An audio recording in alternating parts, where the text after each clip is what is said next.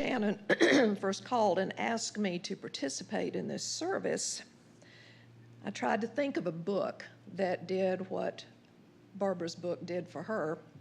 I thought back to all the books I'd read as a young child, as a teenager, as a young adult. I'd been an avid reader ever since I'd figured out the code of the letters. And I read a lot. I read a lot of every kind of book I could think of. But I couldn't really settle on one book that had this massive effect. And then I realized that books can affect you in small ways that change your life, and that can happen with every book.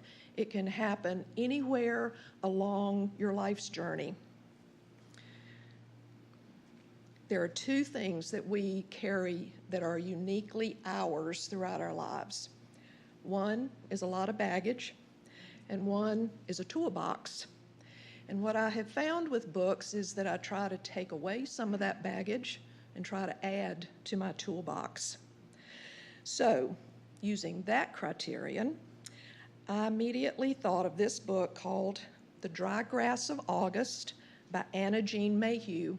And if I took a poll, I doubt there's anybody who's ever heard of this book. But why did I pick up this book? I was born and raised in the Deep South. Except for 7 years outside the South, I have lived here my entire life.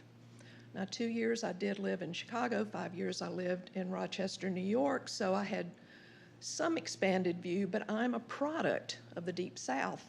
I grew up here during the early days of the Civil Rights Movement. However, I grew up in a protected, safe bubble. A lot of things that were going on around me did not get through that bubble.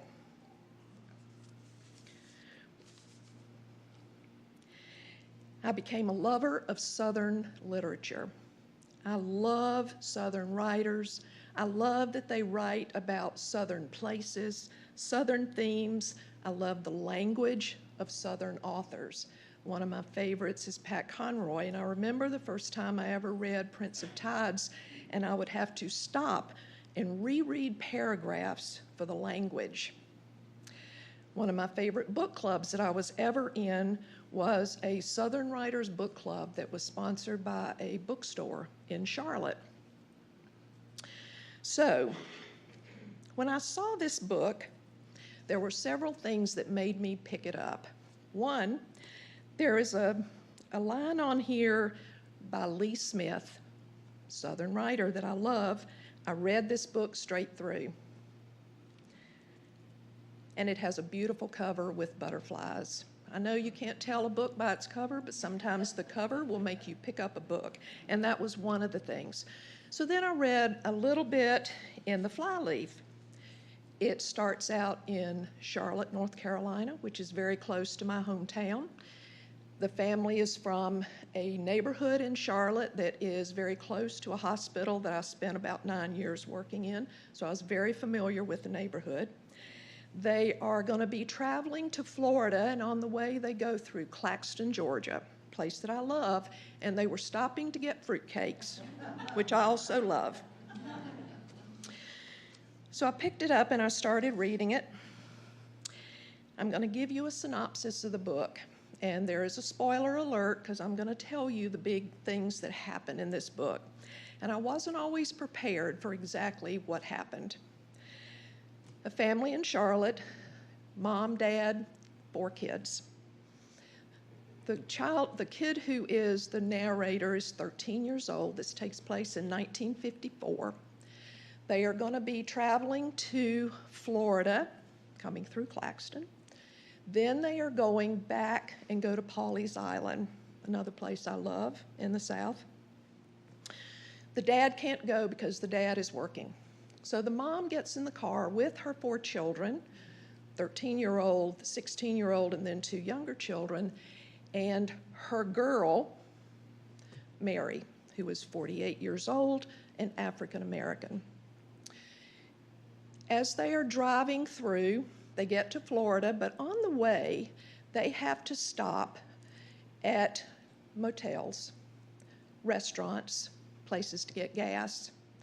The problem is, in those days, and this was new for me, there were very few places where African Americans could stop along the highway.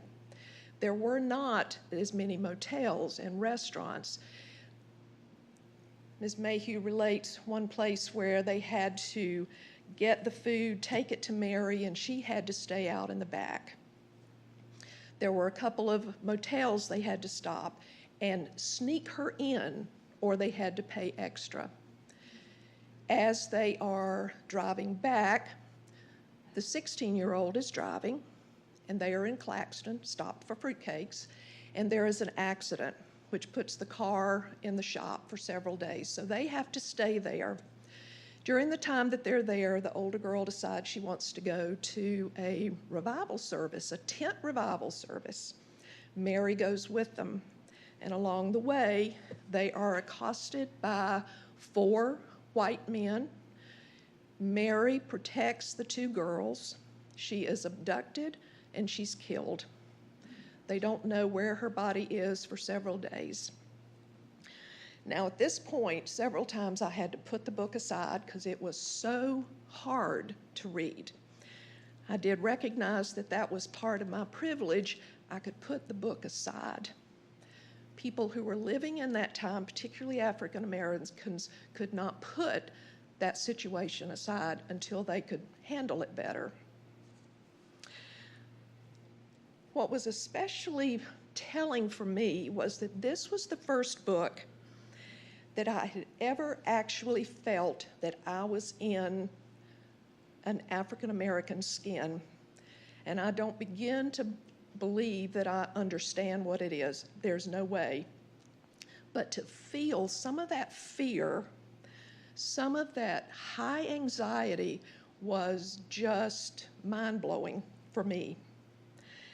That's why I chose to tell you about this book. I do believe that we can experience things that we would not be able to experience otherwise. Another reason I felt so close to this was for a few years when I was growing up, about 10 to 13, we had an African American woman who stayed with us during the week while my mother worked. Willie Douglas, and she was as dear to me as Mary was to the children of this family.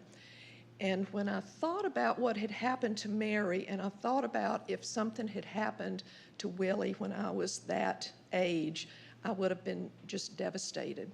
There are a lot of other things in the book with slights, name-calling, that will just make your heart hurt. And I think that is so important that we can get into those experiences, particularly for somebody like me who did not, I like to think I'm a late bloomer, so I'm beginning to, understand some things that I simply did not grasp when I was younger. Now, some things that I have found out about Anna Jean Mayhew that I did not know until I researched this service. She was 71 years old when she published this book, and it was her first book. It took her 18 years that she worked on it.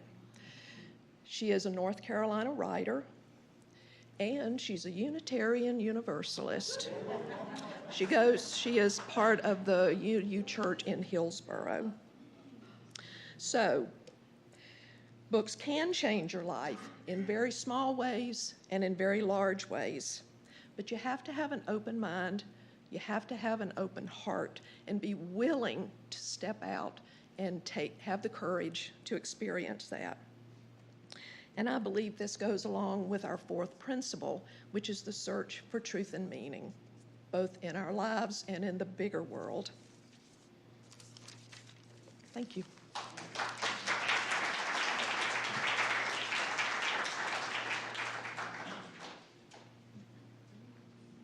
Thank you, Jan. Thank you, Barbara.